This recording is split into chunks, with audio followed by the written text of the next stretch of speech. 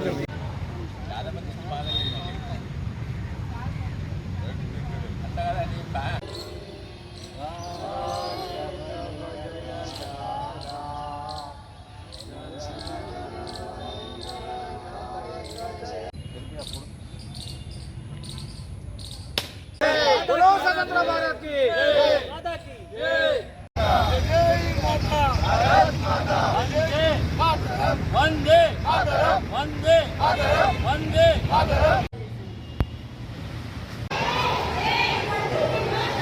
मैं तेरा परिंदा आने की जब बेर सुनानी देगी एक रोज वही मेरा